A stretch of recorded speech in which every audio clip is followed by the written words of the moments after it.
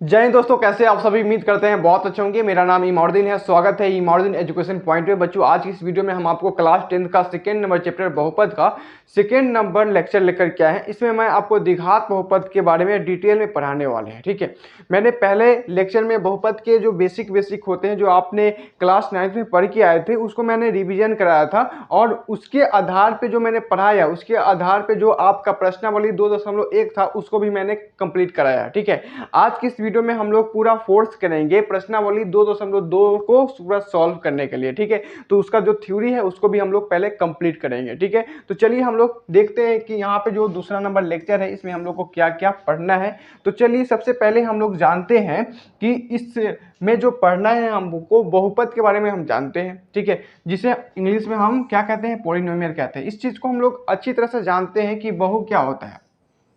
बहु प्लस क्या होता है, पद होता है। इसमें बहुत सारा पद होता है। किस प्रकार से होता है, मैंने बहुत ही प्रैक्टिकल एग्जांपल के साथ आपको समझाया था कि जिस प्रकार हमारे गवर्नमेंट वैकेंसी निकालते हैं, कई प्रकार के वैकेंसी निकालते हैं। किसी में वैकेंसी निकालते हैं 1 के, किसी में निकालते हैं 10 के।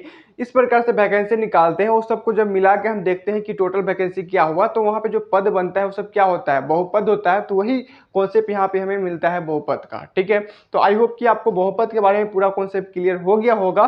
तो आप सबसे रिक्वेस्ट है कि इस वीडियो का लिंक भी आप अपने दोस्तों में शेयर कर दें, ताकि आप पढ़ते हैं तो साथ साथ आपके दोस्तों को भी भला हो। ठीक है, तो अपने पिछले वीडियो को अगर देखा है तो ठीक है, नहीं देखा है तो इस वीडियो को डिस्क्रिप्शन में लिंक मिल जाएगा, वहां पर जाकर के आप देख लीजिएगा। यहाँ पे हम अपना प्रोग्राम को आगे बढ़ाते हैं और समझते हैं कि इस वीडियो में हमको क्या पढ़ना है।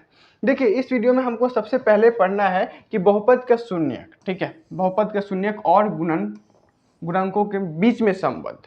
तो मैंने रैखिक बहुपद के बारे में बात किया था। ठीक है, लेकिन अभी इस वीडियो में हम आपको द्विघात बहुपद के बारे में प्रॉपर बात करने वाले हैं। लेकिन उससे पहले एक छोटा सा टॉपिक है, उसको जरा से हम लोग कंप्लीट कर लेते हैं। देखिए, अगर हम लोग बात करते हैं रैखिक बहुपद का, तो रैखिक बहुपद का व्यापक रूप क्या होता है, मैं आपको बताया था पिछले वीडियो में कि ax प्लस क्या होता है, b होता है। बस यही होता है रैखिक बहुपद का व्यापक रूप। ठीक है, अगर इसमें हम आपको कहें कि इसके आधार पे मैं एक क्या ले लेता हूं कि आपका एक और बहुपद इसके एग्जाम्पल में लेते हैं, जैसे कि 2x प्लस 3। ठीक है, ये एक क्या है, रैखिक बहुपद है। अगर मैं आपको कहूं कि इसका अगर शून्यक निकालते हैं तो क्या करना पड़ेगा, इसके इक्वल टू में 0 डालना पड़ेगा। ये बात मैं आपको पढ़ा चुका हूं। तो अगर डालिएगा तो क्या मिलेगा, जरा देखिए। यहाँ पे आपको 2x रहेगा और इधर में आकर माइनस का 3 हो जाएगा। अगर प्रॉपर x का वैल्यू अगर आप निकालते हैं तो माइनस का क्या हो जाएगा, 3/2 हो जाएगा। यानी कि जो यहाँ पे आपका शून्यक निकलेगा -3/2 निकलेगा। लेकिन अगर हम बात करते हैं कि शून्यकों और गुणांकों के बीच का संबंध, तो देखिएगा कि यहाँ पे जो -3/2 आया है, तो यहाँ पे अगर हम डायरेक्ट शून्यक का फॉर्मूला लिखेंगे, ठीक है, यहाँ पे जो मेरा रैखिक बहुपद आपको दिख रहा है, ठीक है, रैखिक बहुपद दिख रहा है, अगर हम कहेंगे शून्यक इक्वल टू अगर हम डायरेक्ट लिखेंगे तो देखिएगा कि माइनस का अचर पद और बटा में अगर हम x का गुणांक कर दे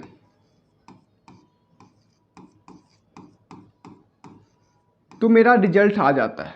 जैसे कि यहाँ पे आपने देखा माइनस का 3/2 प्राप्त हुआ है मुझे कैलकुलेशन करने का बाद। ठीक है, लेकिन अगर हम डायरेक्ट शून्य की बात करें, शून्य की बात करें, तो माइनस का अचर पद, तो देखिए माइनस का अचर पद क्या है, प्लस का 3 है। तो अगर हम माइनस में लगा के अगर 3 को लिखते हैं, ठीक है, और नीचे में क्या है, x का गुणांक, तो x का गुणांक क्या है आपका, x का गुणांक 2 है, तो 2 लिख देंगे। तो देखिए यहाँ पे जो हमने शून्यक निकाला था, क्या वही शून्यक आ गया है। तो रैखिक बहुपद में एक बात याद रखिएगा कि यहाँ पे जो शून्यक होता है, ठीक है, शून्यक होता है, डायरेक्ट शून्यक का फॉर्मूला होता है माइनस का अचर पद और बटा में x स्क्वायर का गुणांक, या इसी चीज को हम लिखते हैं माइनस का b और बटा में क्या लिखेंगे, a लिखेंगे, क्योंकि इसे हम लोग क्या कहते हैं, व्यापक रूप में b से डिनोट करते हैं अचर पद को, और a को हम लोग क्या कहते हैं, x का गुणांक कहते हैं, a को x का गुणांक कहते हैं। तो डायरेक्ट हम ए भी लिख सकते हैं अगर शून्यक की बात आए तो।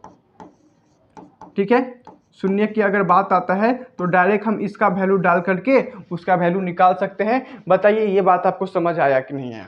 समझ आया तो कमेंट करके बताइए हाँ गुरुजी हमको समझ आ गया है। इसके बाद हम लोग बढ़ते हैं, जो द्विघात बहुपद का जो कॉन्सेप्ट है उसको भी समझते हैं। ठीक है, तो इसको क्या करना पड़ेगा, हमें रब करना पड़ेगा, उसके बाद आगे हम लोग उसको देखते हैं। देखिए मैं आपको बता देता हूं बच्चों कि जो द्विघात बहुपद है, ठीक है, किसका, तो अब हमको द्विघात बहुपद के शून्यक और गुणांकों के बीच के संबंध को जानना है। तो एक एग्जांपल लेते हैं हम लोग द्विघात बहुपद का। ठीक है, ले लेते हैं x square plus 2x plus में 1। ये एक द्विघात बहुपद है। अगर इसके कहेंगे कि शून्यक निकालिए तो शून्यक निकालने से पहले आपको गुणनखंडन तोड़ने आना चाहिए। तो गुणनखंडन कैसे टूटता है उसमें हम लोग पहले बात करेंगे, उसके बाद हम लोग उसके शून्यक निकालने का प्रयास करेंगे। ठीक है, तो देखिए गुणनखंडन तोड़ने का जो प्रक्रिया होता है, एक विधि होता है, द्विघात बहुपद का गुणनखंडन तोड़ने का एक विधि होता है, उस विधि का नाम होता है मध्य पद विभाजन। ठीक है, तो देखिएगा कि यहाँ पे जो मध्य पद है, मध्य पद आपको कौन दिख रहा है, तो प्लस का 2x दिख रहा है। ठीक है, और प्लस 2x को हमको ऐसे विभाजित करना होता है कि जोड़ने घटाने पर ये स्वयं आ जाए। ठीक है, जोड़ने घटाने पे जो 2x है वो स्वयं आ जाए, और गुणा करने पे, ठीक है, गुणा करने पे जो यहाँ का अचर पद है और यहाँ का जो यहाँ एक्स स्क्वायर का गुणांक है उसको गुणा करेंगे, और यहाँ अचर पद है उसको गुणा करने का जो बराबर होगा उसके गुणा करने के बराबर होगा। ठीक है, कैसे होगा चलिए समझते हैं हम लोग, जब सॉल्व करेंगे तो और अच्छी तरह से आपको समझ आएगा। अब देखिए इसको अगर हम सॉल्व करेंगे तो हम लिख सकते हैं, यहाँ पे एक्स स्क्वायर है, एक्स स्क्वायर लिख सकते हैं, यहाँ पे 2x है तो हम लिख सकते हैं प्लस का x और प्लस का x। ये 2x को हम प्लस का x करेंगे तो 2x के बराबर है। ठीक है, अब देखिए यहाँ पे प्लस में क्या हो गया, 1 हो गया। इतना कर सकते हैं क्या? अब देखिएगा तो जोड़ने पे क्या मिल गया, जोड़ने या घटाने का जो प्रोसेस होगा, बीच में जोड़ने का प्रोसेस है, तो जोड़ने पर हमें क्या मिल जाएगा, 2x मिल जाएगा, जो कि मैंने बताया। अब देखिएगा अगर यहाँ पे आपका इस दोनों को गुना करते हैं, x और x को गुना करेंगे क्या मिलेगा, हमें एक्स स्क्वायर मिलेगा। तो देखिए पहला जो हमारा पद है और लास्ट जो पद है, इन दोनों को गुना करने पर हमें क्या मिलेगा, एक्स स्क्वायर मिलेगा कि नहीं मिलेगा। अब ये दोनों को भी गुना करेंगे तो हमें एक्स स्क्वायर मिलेगा। तो यही होता है मध्य पद विभाजन। अगर इतना बात को अगर आप समझ जाते हैं तो काम हो गया खत्म, और आप गुणनखंडन अच्छी तरह से तोड़ सकते हैं। ठीक है, इसके बाद जो हमें प्रक्रिया होता है उस चीज को समझिए। देखिए जब आप इस प्रक्रिया को कर लेते हैं, मध्य पद विभाजित कर लेते हैं, उसके बाद देखिएगा तो यहाँ पे आपको दो दो का जोड़ी लगाना पड़ता है। ठीक है, इधर का 2 का जोड़ी और इधर का 2 का जोड़ी। अब देखिए जो पहला जोड़ी लगा है इसमें हम क्या कॉमन कर सकते हैं, तो देखिएगा कि इसमें भी x दिख रहा है और इसमें भी x दिख रहा है, तो x कॉमन कर लिए हैं तो यहाँ क्या बचेगा, x बचेगा, और यहाँ क्या बचेगा, तो प्लस का 1 बचेगा। ठीक है, इतना बात समझ आया कि नहीं है, बताइए समझ आया। उसके बाद देखिए तो यहाँ पे प्लस है, प्लस लिखेंगे और कुछ कॉमन नहीं हो रहा है तो 1 कॉमन होगा, 1 कॉमन करेंगे तो x प्लस 1 हो जाएगा। क्लियर है? ठीक है, उसके बाद देखिए बच्चों कि यहाँ पे और आपको पूरा कॉमन मिलेगा, इसमें भी कॉमन मिलेगा। और सबसे पहला बात, सबसे मुख्य बात जो यहाँ पे देखने का चीज है, ठीक है, वो क्या है कि अगर यहाँ पे जो बीच में आया है आपको, ठीक है, जो दोनों तरफ से क्लोज है x प्लस 1 और x प्लस 1, अगर दोनों चीज समान है, ठीक है, तो यहाँ तक का जो प्रोसेस है वो बिल्कुल सही है, इस पर कोई उंगली नहीं उठा सकता है।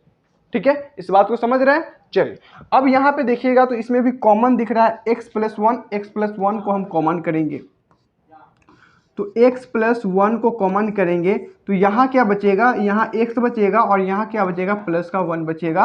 अब देखिए आपको यही गुणनखंडन टूट चुका है। और गुणनखंडन तोड़ने का मतलब यह है कि किसी भी द्विघात बहुपद का अगर हम गुणनखंडन तोड़ेंगे तो दो रैखिक बहुपद के रूप में हम गुणनखंडन तोड़ते हैं। तो देखिएगा कि यहाँ पर भी एक रैखिक बहुपद है, यहाँ पर भी एक रैखिक बहुपद है, तो दो रैखिक बहुपद के रूप में तोड़ दिए हैं तो मेरा गुणनखंडन टूट चुका है। ठीक है, इसके बाद जो हम प्रक्रिया करते हैं शून्यक निकालने का, ठीक है, तो शून्यक निकालने का प्रक्रिया इसके बाद करते हैं, गुणनखंडन के बाद करते हैं। तो शून्यक निकालने का प्रक्रिया क्या होता है उस चीज को अब हम लोग समझेंगे। ठीक है, तो अगर हम बात करते हैं शून्यक की, ठीक है, अगर हम बात करते हैं शून्य की। तो शून्य क्या होता है कि जो बहुपद होता है उस बहुपद के इक्वल टू में हम क्या डालते हैं, शून्य डालते हैं। जैसा कि मैंने रैखिक बहुपद में आपको करके बताया था कि जो बहुपद था रैखिक उसके इक्वल टू में अगर हम शून्य डालते हैं तो मुझे शून्य निकलता है। ठीक है, उसी प्रकार जो इस बहुपद का गुणनखंडन है, इस गुणनखंडन को हम लोग यहाँ लेंगे, क्या हो जाएगा x + 1 होगा और इंटू में क्या होगा फिर से x + 1 होगा और इक्वल टू में क्या होगा 0 के बराबर होगा। अब देखिएगा तो यहाँ पे एक रैखिक बहुपद को अलग 0 के बराबर लिख सकते हैं और एक बहुपद को अलग 0 के बराबर लिख सकते हैं। कैसे, देखिए अगर हम आपको कहेंगे कि यहाँ पे जो ये रैखिक बहुपद है x + 1 = 0 को लिख सकते हैं और एक और यहाँ पे मोमेंट तैयार होगा कि ये जो x + 1 है इसको भी 0 के इक्वल टू में लिख सकते हैं। लिख सकते हैं कि नहीं, बिल्कुल लिख सकते हैं। तो यहाँ पे द्विघात बहुपद में दो मोमेंट क्रिएट करना पड़ेगा आपको, पहला इसको लेकर के, दूसरा इसको लेकर के। हालांकि यहाँ पे दोनों समान है लेकिन सभी द्विघात बहुपद में दोनों समान नहीं आएगा, डिफरेंट आएगा। तो आपको यही प्रोसेस करना है, दोनों को अलग अलग लेना है। ठीक है, बात समझ आ गया। अब यहाँ से आपको x का वैल्यू क्या करना होगा, निकालना होगा। तो x का वैल्यू निकालिएगा, क्या हो जाएगा -1 और यहाँ पे ये पहला शून्य निकल चुका है।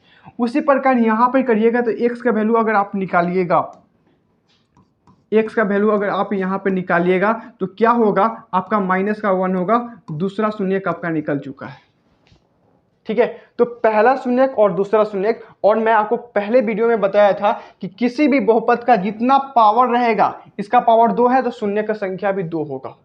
आई होप कि आपको ये बात समझ आ गया होगा। ठीक है, अब इसके बाद कहता है कि गुणांकों में संबंध। तो जिस प्रकार मैंने अभी रैखिक बहुपद में गुणांकों में संबंध बताया, उसी प्रकार से द्विघात बहुपद में भी हम गुणांकों का संबंध आपको बताएंगे। ठीक है, तो हम अगर बात करते हैं शून्यक और गुणांकों के बीच का संबंध का, तो यहाँ पे ध्यान दीजिएगा आप। ठीक है, क्या होता है अब देखिए जरा, अगर हम बात करेंगे कि यहाँ पे जो मेरा शून्य आया है, इसको अगर हम मान लेंगे कि ये अल्फा के बराबर है। अल्फा एक ग्रीक अल्फ़ाबेट होता है। ठीक है, तो अल्फ़ाबेट हम अल्फा मानते हैं और यहाँ पे जो दूसरा बहुपद है इसको हम लोग बीटा मानते हैं। ये भी एक ग्रीक अल्फ़ाबेट है, जैसे कि हमारा अल्फ़ाबेट ABCD है ना, उसी प्रकार से ग्रीक ये अल्फ़ाबेट है, अल्फ़ा और बीटा। क्लियर है, चलिए तो हम लोग मान लिए हैं कि ये अल्फ़ा है और ये बीटा है। अगर सपोज हम आपको कहेंगे, सपोज कहेंगे कि ये अल्फ़ा को अगर हम कहेंगे प्लस कर दीजिए बीटा के साथ, तो कोई आपत्ति है क्या?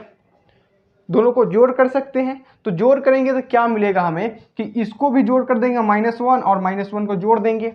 ठीक है, तो हमें क्या मिलेगा, -2 मिल जाएगा। ठीक है, जोड़ कर सकते हैं ना। लेकिन यहाँ पे समझिए, अगर हम कहेंगे कि इसमें अगर हम लिखते हैं बहुपद को डायरेक्ट लिखते हैं, 1 मिनट इसको हम लोग जोड़ लेते हैं, क्या होगा, तो -1 होगा और प्लस में क्या होगा, फिर से -1 होगा। इसको जब हम सॉल्व करेंगे तो मुझे क्या मिलेगा, तो प्लस और माइनस हो जाएगा तो -2 मिलेगा, -2 मिला। ठीक है, चलिए जब हम इसको आगे बढ़ाएंगे, इस चीज़ को हम जब आगे बढ़ाएंगे तो क्या मिलेगा, देखिए यहाँ अल्फा प्लस बीटा मुझे क्या मिला है, -2 मिला है। अगर दोनों शून्य को अगर हम जोड़ते हैं तो -2 मिलता है। ठीक है, लेकिन अगर हम डायरेक्ट यहाँ से अगर इस चीज़ को निकालना चाहे तो क्या निकलेगा, क्या निकलेगा कि नहीं, चलिए देखते हैं। यहाँ पे क्या करते हैं, अल्फा प्लस बीटा ही रहने देते हैं। अगर यहाँ पे देखिए, यहाँ पे जो 2 है, अगर हम कहेंगे कि माइनस का क्या करेंगे, x का गुणांक,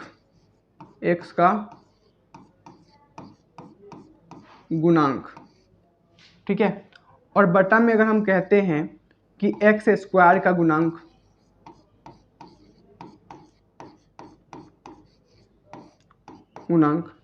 अगर हम द्विघात बहुपद के व्यापक रूप में जाए, द्विघात बहुपद का व्यापक रूप क्या होता है, तो मैंने आपको पढ़ाया था, जब द्विघात बहुपद आपको पिछले वीडियो में पढ़ा रहे थे तो वहां पे द्विघात बहुपद का व्यापक रूप के बारे में बताया था। व्यापक किसका, तो द्विघात बहुपद का क्या बताया था कि ax² + bx प्लस में c होता है। अब देखिए यहाँ पे मैंने x का गुणांक की बात किया है। ठीक है, तो x का गुणांक की बात किया है, यानी कि किसका बात कर रहे हैं, b का बात कर रहे हैं। तो यहाँ पे माइनस तो है तो क्या हो जाएगा, -b हो जाएगा। ठीक है। अब यहाँ पे एक्स स्क्वायर का गुणांक किया है, बात क्या है, तो एक्स स्क्वायर का गुणांक क्या है, ए है। ठीक है, तो यहाँ पे देखिए एक्स स्क्वायर का गुणांक क्या हो जाएगा, यहाँ पे लिख सकते हैं व्यापक रूप से कि यहाँ पे ए लिख सकते हैं कि नहीं, लिख सकते हैं, बिल्कुल लिख सकते हैं। तो अब यहाँ पे हम डायरेक्ट इतना करते हैं, तो देखिए हमें जो शून्यक और गुणांकों के बीच का जो संबंध निकालना था, तो आपको पता चलेगा कि यहाँ पे x यानी कि b का वैल्यू क्या है, 2 है, तो यहाँ पे माइनस के साथ क्या लिख सकते हैं, 2 लिख सकते हैं। और बटा में देखिए, बटा में जो एक्स स्क्वायर का गुणांक है यानी कि a, तो a का वैल्यू क्या है, यहाँ पे 1 है, तो यहाँ पे 1 लिख सकते हैं। तो देखिए जो हमने जोड़ करके निकाला था, क्या वो हम डायरेक्ट निकाल सकते हैं कि नहीं यहाँ से, तो इस चीज़ को आप नोट करिएगा कि नहीं करिएगा, बिल्कुल करिएगा ना, क्योंकि ये कॉन्सेप्ट का चीज़ है, ये कॉन्सेप्ट का चीज़ है कि नहीं है, बताइए। तो इस चीज़ को आप समझ पा रहे हैं कि नहीं, क्योंकि मेन जो टॉपिक था आपको समझाना यही चीज़ था। जब इस पे और भी हम क्या कराएंगे, क्वेश्चन कराएंगे, तो और आप बेहतरीन तरीके से समझ जाइएगा, इसको आप पहले नोट करें, ठीक है, इस चीज़ को। उसके बाद हम लोग आगे बढ़ते हैं। आगे अब कुछ है नहीं, बस इस पे क्वेश्चन लगाना है और बातों को और बढ़िया तरह से समझना है क्वेश्चन लगा करके, ठीक है। तो चलिए हम लोग अगला क्वेश्चन को देखते हैं, जो हमारा प्रश्नावली है।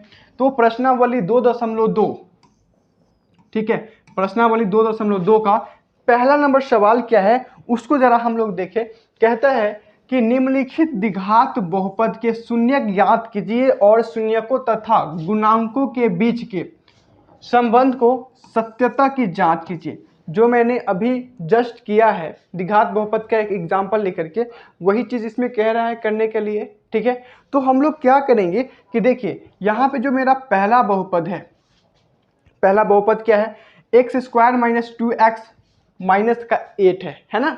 तो इसको क्या करेंगे हम लोग, गुणनखंडन तोड़ेंगे। तोड़े, चलिए गुणनखंडन हम लोग तोड़ते हैं। यहाँ पे क्वेश्चन क्या है, क्वेश्चन है मेरा x square minus 2x minus का 8 है, यही है क्वेश्चन। अब देखिए मैंने आपको बताया था कि गुणनखंडन तोड़ने का मात्र एक विधि होता है जिसे हम लोग कहते हैं मध्य पद विभाजन विधि। तो यहाँ पे देखिए बच्चों कि आपको मध्य पद कौन सा है, तो मध्य पद आपका यही न है, माइनस का 2x।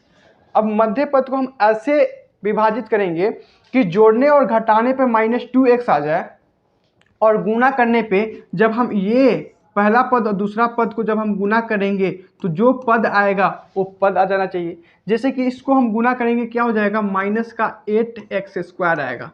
तो गुणा करने पे हमें क्या मिलना चाहिए, माइनस का 8 स्क्वायर मिलना चाहिए, ठीक है। इस पे जब बहुत सारा क्वेश्चन हम लगाएंगे तो अपने आप आपको माइंड क्रिएट हो जाएगा कि इसमें करना क्या होता है आखिर, ठीक है। तो चलिए देखिए जरा हम क्या कर सकते हैं। अगर यहाँ पे मैं कहूँ कि यहाँ जो ये एक्स स्क्वायर और माइनस से छोड़िए, यहाँ पे क्या है, 8 है, तो अगर हम 8 कहेंगे कि इसका एलसीएम कर दीजिए तो क्या होगा, 4 होगा, 2 होगा और 2 होगा। अब देखिए आपको कि यहाँ पे जो 4 है, अगर हम माइनस का 4 लिखते हैं और यहाँ पे 2 है, इसको प्लस का 2 लिखते हैं, तो ये किसके बराबर होगा, माइनस का 2 के बराबर होगा कि नहीं होगा, होगा, ठीक है। अब देखिए मैं क्या करता हूँ, यहाँ एक्स स्क्वायर है, रहने देता हूँ। अब देखिए इसमें हम लगा के लगाएंगे, यहाँ पे जो माइनस का 4 है, तो यहाँ पे जो x था, यहाँ पे जो x था इसको कर देते हैं माइनस का 4x, ठीक है। अब यहाँ पे जो 2 है क्या कर देंगे, प्लस का 2x। अब देखिए जो मैं कहा था वो पूरा हो रहा है कि नहीं। यहाँ पे देखिए कि माइनस का 2x को हम विभाजित कर रहे हैं, तो माइनस का 4x और प्लस में 2x हो रहा है। तो माइनस का 4x में से जब 2x को घटाएंगे कितना बचेगा, माइनस का 2x बचेगा। अब देखिए, अब इसको अगर गुना करिएगा, माइनस का 4x और प्लस का 2x, माइनस और प्लस क्या हो जाएगा, माइनस हो जाएगा, और 4 दूना 8x स्क्वायर होगा कि नहीं होगा, होगा ना। तो ये कॉन्सेप्ट आपको जानना होगा, और ये कॉन्सेप्ट तभी आपके माइंड में सही तरीके से क्रिएट होगा जब इसको सारी क्वेश्चन आप लगाइएगा। और आगे क्या है, माइनस का 8 है तो माइनस का 8 लिखेंगे। इसके बाद जो साधारण सा नियम होता है कि अलग अलग दो का जोड़ी लगाना, तो उसको हम लोग लगा लेंगे। तो इसमें हम लोग 2 का जोड़ी लगाएंगे और इसमें हम लोग 2 का जोड़ी लगाएंगे, तो हमें क्या मिलेगा जरा देखिए। यहाँ पे हमें मिलेगा कि यहाँ पे हमें x कॉमन हो रहा है, तो x कॉमन करेंगे, यहाँ मिलेगा मुझे x और माइनस का 4 मिलेगा, ठीक है। और यहाँ पे मुझे क्या कॉमन हो रहा है, तो प्लस का 2 कॉमन कर लेंगे, ठीक है। तो यहाँ पर मुझे x मिलेगा और माइनस का 4 मिलेगा। और फिर वही सा बात जो मैंने बताया था कि जो ब्रैकेट के अंदर मुझे दिखेगा, ठीक है, ब्रैकेट के अंदर जो दिखेगा वो अगर समान है तो यहाँ तक का कॉन्सेप्ट बिल्कुल मेरा सही है, यहाँ तक कोई उंगली भी खड़ा नहीं कर सकता है कि तुम्हारा गलत है, ठीक है। बात समझ आ गए। अब देखिए इसमें जो हमें कॉमन दिखेगा और इसमें जो हमें दोनों में जो कॉमन दिखेगा उसको करेंगे, तो बीच वाला भाग दोनों में हमें कॉमन दिख रहा है, उसको हम लोग कॉमन कर लेंगे। क्या हो जाएगा, x माइनस 4 हो जाएगा, और कॉमन करेंगे तो यहाँ मुझे बोले बचेगा x और यहाँ बचेगा मेरा प्लस का 2, ठीक है, बचेगा। जब इतना प्रोसेस हम कर लेते हैं तो ये देखिए द्विघात बहुपद का दो रैखिक बहुपद को अलग अलग विखंडित हम लोग कर दिए हैं, ठीक है, कर दिए हैं। अब आगे का प्रोसेस क्या होता है, हमें शून्यक निकालना। क्या निकालना, तो शून्यक निकालना।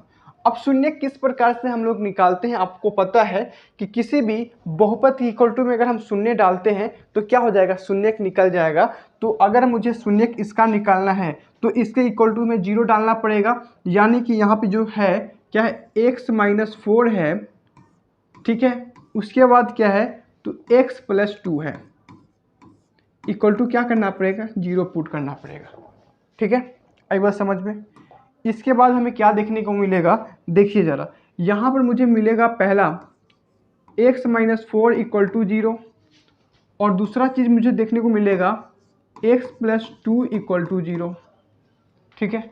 यहाँ पे जब हम x का वैल्यू निकालेंगे तो मुझे मिलेगा x इक्वल टू 4, और ये क्या हो जाएगा, पहला शून्यक हो जाएगा। और यहाँ पे जब हम x का वैल्यू निकालेंगे तो क्या मिलेगा, माइनस का 2, और ये क्या हो जाएगा, दूसरा शून्यक हो जाएगा। तो पहला शून्यक और दूसरा शून्यक मुझे मिल चुका है, ठीक है।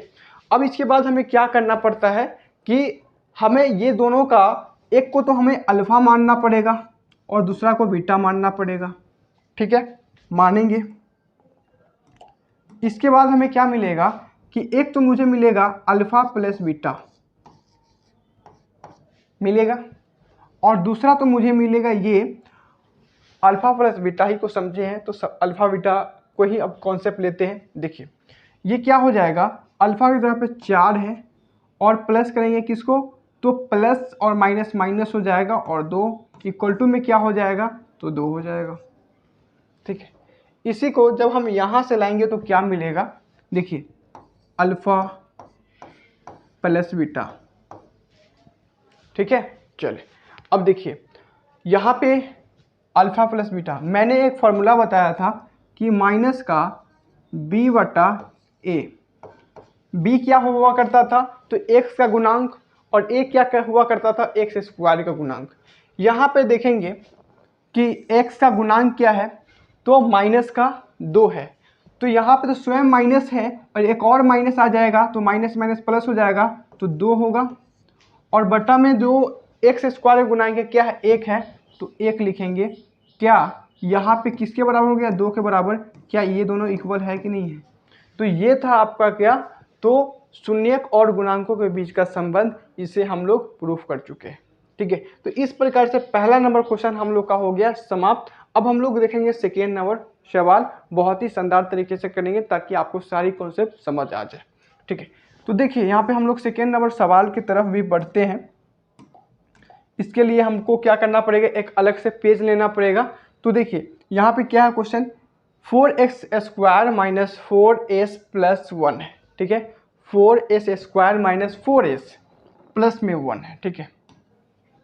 देखिए क्वेश्चन क्या है मेरा, एक minute, 4s square minus 4s plus का 1, यही है सवाल, ठीक है। एक बार हम लोग इसको मिला लेंगे, 4s square minus 4s plus 1, यही है बिल्कुल। चलिए इसको हम लोग पहले क्या करेंगे, हम लोग मध्य पद विभाजन से इसका गुणनखंडन तोड़ेंगे, ठीक है। चलिए इसका हम लोग गुणनखंडन तोड़ते हैं तो हमें क्या मिलेगी, जरा देखिए यहाँ पे मध्य पद में क्या है आपका, माइनस का 4s है ना। तो यहाँ हम क्या कर सकते हैं, देखिए जरा, ये हो जाएगा 4s स्क्वायर और यहाँ पे हमें मिलेगा, क्या मिलेगा इसको गुना करने पे, 4 मिलेगा। तो 4 को हम कैसे कर सकते हैं, देखिए माइनस का 2s और माइनस का 2s कर सकते हैं। माइनस का 2s और माइनस का 2s 4s के बराबर हो जाएगा और प्लस में 1 हो जाएगा। ठीक है, इसके बाद हम लोग क्या करते हैं कि 2 का जोड़ी लगाते हैं, लगाएंगे 2 का जोड़ी, क्या मुझे मिलेगा, देखिए यहाँ से हम 2s को कॉमन कर सकते हैं, तो मुझे मिलेगा यहाँ पे 2s मिलेगा और यहाँ पर मुझे क्या मिलेगा, माइनस का 1 मिलेगा। यहाँ पे हम क्या कॉमन कर सकते हैं, कुछ कॉमन नहीं हो रहा था, माइनस का 1 कॉमन हो जाएगा। तो माइनस का 1 जब कॉमन कर लेंगे तो यहाँ पे 2s बचेगा और यहाँ पे माइनस कॉमन किए हैं तो यहाँ माइनस माइनस और प्लस क्या हो जाएगा, माइनस हो जाएगा, क्योंकि हम माइनस कॉमन कर लिया है और यहाँ पे क्या हो जाएगा, 1 हो जाएगा। अब आपको देखना ये होता है कि हमने जो इतना प्रक्रिया किया है इसमें जो हमारे बीच वाले हैं, ब्रैकेट के अंदर वाले हैं, क्या समान है, समान है, तो यहाँ तक का 100% मेरा प्रोसेस बिल्कुल सही है। उसके बाद हम लोग क्या करते हैं, अगला जो कॉमन होने वाला है ये 2s माइनस का 1 ये कॉमन कर लेंगे, तो यहाँ बचेगा मेरा 2s माइनस का 1। ठीक है, इसके बाद जो मेरा प्रक्रिया होता है वो प्रक्रिया होता है आपका क्या, शून्यक निकालने के, क्या शून्यक निकालने के लिए। ठीक है, शून्यक निकालने के लिए इसके इक्वल टू में हमको डालना पड़ता है 0, तो क्या हो जाएगा 2s माइनस का 1 और एक क्या बनेगा फिर से सेम 2s माइनस का 1 इक्वल टू क्या हो जाएगा 0। क्लियर है। अब देखिए ज़रा यहाँ पे जब हम करेंगे तो क्या बन जाएगा, मुझे सिचुएशन देखिए, 2s माइनस 1 इक्वल टू 0 और एक कॉन्सेप्ट मिलेगा सेम का ही 2s माइनस 1 इक्वल टू 0। यहाँ से अगर हम निकालते हैं s का वैल्यू तो s का वैल्यू क्या मिलेगा, 2s इधर 1 हो जाएगा और फाइनली जो s का वैल्यू मुझे मिलेगा क्या मिलेगा, 1/2 मिलेगा। ये मेरा पहला शून्यक हो जाएगा। ठीक है, दूसरा शून्यक क्या होगा, देखिए सेम ही होगा क्योंकि प्रोडक्ट सेम है, तो डायरेक्ट क्या हो जाएगा, s इक्वल टू b क्या हो जाएगा, माइनस का 1/2 हो जाएगा। और ये दूसरा शून्यक, हालांकि शून्यक दोनों समान है लेकिन 2 शून्यक है, क्योंकि इसका जो घात है इस बहुपद का 2 है, इसलिए शून्यक भी 2 निकलेगा। क्लियर है। अब इसके बाद हम लोग क्या करते हैं कि एक को तो हम लोग अल्फा मानते हैं, दूसरा को बीटा मानते हैं। एक काम हम ये कर सकते हैं कि यहाँ पे अल्फा प्लस बीटा कर सकते हैं, जब इसको हम जोड़ेंगे तो क्या होगा 1/2, ये क्या माइनस में था तो इसको हम माइनस में क्यों लिया है भाई, ये माइनस में नहीं होगा, ये 1/2 होगा ना। ठीक है, ये होगा। अब इस दोनों को जोड़ देंगे 1/2 हो जाएगा, ये किसके बराबर हो जाएगा, 1 के बराबर हो जाएगा। क्लियर है। इसी प्रकार हम अलग से कर सकते हैं 1 प्लस बी। अब मैंने बताया था कि द्विघात बहुपद का जो शून्यकों का योग होता है वो क्या होता है, माइनस का b बटा होता है a होता है। ठीक है, अब देखिए यहाँ पे जब आप देखिएगा बहुपद में तो माइनस का b के जगह पे क्या है, यहाँ पे तो माइनस का 4 है, तो माइनस का 4 और यहाँ का माइनस क्या हो जाएगा, प्लस का 4 हो जाएगा, तो 4 लिखेंगे। और एक जगह पे कितना है आपका, तो 4, एक जगह पे यहाँ पे 2 है ना, नहीं 4 है। ठीक है, तो 4 लिखेंगे। अब देखिए ये और ये कैंसिल हो जाएगा, क्या हो जाएगा 1। क्या ये दोनों इक्वल है, तो यहाँ पे हमने ये भी कर दिया कि शून्यक और गुणांकों के बीच का जो संबंध होता है उसको भी हम लोग स्थापित कर दिया। ठीक है, तो इस प्रकार से हमने 2 क्वेश्चन को सॉल्व किया है, बहुत ही शानदार तरीके से पहला क्वेश्चन और दूसरा क्वेश्चन को सॉल्व कर लिया है हम लोगों ने।